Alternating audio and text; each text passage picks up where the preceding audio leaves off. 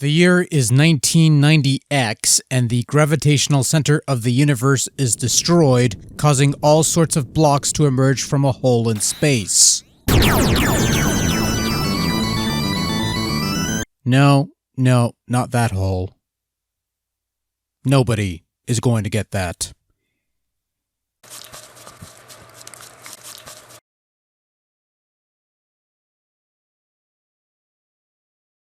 It's Block Hole, everyone.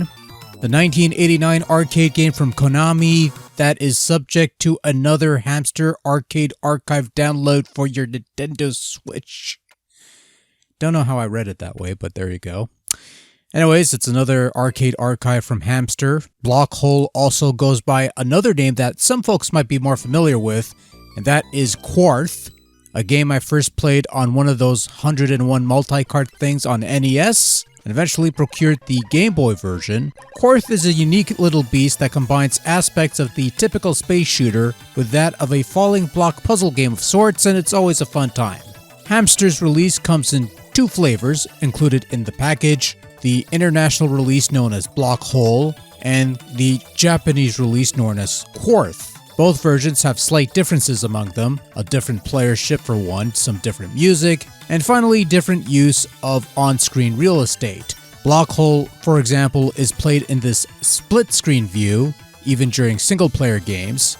However, in QUARTH, the single player uses the entire screen to give the impression of more size, even though the play area remains the same in both games. Regardless of what version you play, the idea remains the same. You control a ship or pod thing, and you must clear away shapes in your path by shooting tiles in order to fill them up and create perfect squares or rectangles to make them go away. And you have to do this before they touch this line in the bottom here, because if that happens, your ship blows up and it's game over. Unlike in the home conversions, where you basically have to survive the wave of shapes, you'll need to kill this golden shape in order to ultimately end the wave and move on to the next. Also, unlike the home versions, you only have one quote-unquote power-up that comes along halfway in the wave. A special block that clears the screen of garbage. And that's about it, really. And really, that's all there is to the game. Block Hole is not a particularly complicated game to figure out, and controls fairly straightforward. You move left or right, you hold up to speed up, and you have a fire button. That's it.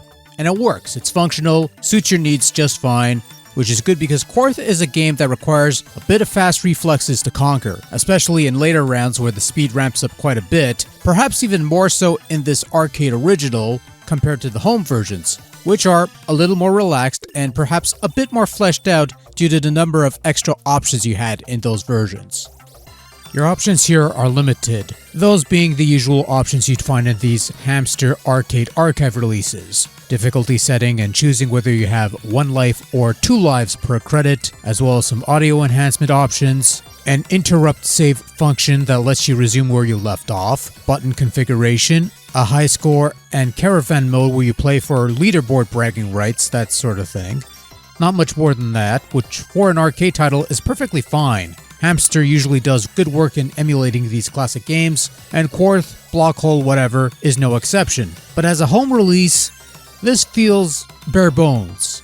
And a good part of that has to do with having been spoiled by home conversions of this game that feel more fleshed out. And while QUARTH might not have seen much action outside of its native Japanese soil on the home front, it did get a Game Boy port that hit North American soil, and as of this recording, you can still purchase that game off the Nintendo 3DS Virtual Console, assuming you have one of those laying around. And suffice it to say that that version had more options to play with compared to this particular Arcade Archive release. And that's probably the only real quibble to be had here. In terms of the core gameplay, it's great. It's got a unique concept, easy to learn, difficult to master, blah blah blah. Controls pretty solid, and there's a fun 2-player competitive component worth trying out if you could reel a buddy in. QUARTH at its core is fun, but this is probably the barest form of Block Hole that you could get, and it makes me wish more was being done with this game other than a Hamster release. Shit, if they can remake Penguin Wars of all things, why not good old QUARTH? Whatever. Visually speaking, both QUARTH and Block Hole share similar graphical assets, save for both versions having different player ships, as well as different use of screen real estate, which are exclusive to each version. There's no full screen mode in Block Hole, for example, or vice versa. Not that there's much to see, it's lots of browns and beiges in the tiles to fill the void not occupied by gameplay. There's a nice space setting in the background, the blocks come in different colors per level, the ships look fine. It's not the most spectacular looking game, but it gets the job done well enough for what it does, and that's all you could really ask of a game. QUARTH has unsurprisingly thinny sounding music. Both versions have unique title and main themes, but share a couple other tunes and jingles, and they're good tunes done better elsewhere.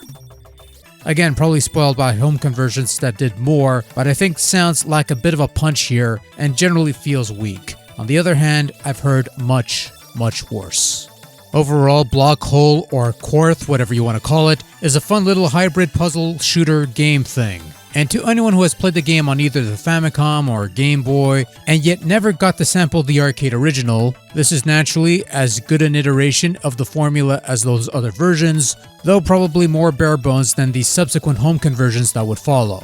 For the best block holing experience, I'd say find yourself a Famicom or Game Boy release. Hell, I've heard good things about the MSX version, to be honest with you. But barring those, this is still a fun time to be had by all. And one worth checking out if you like interesting little puzzle shooter combination things.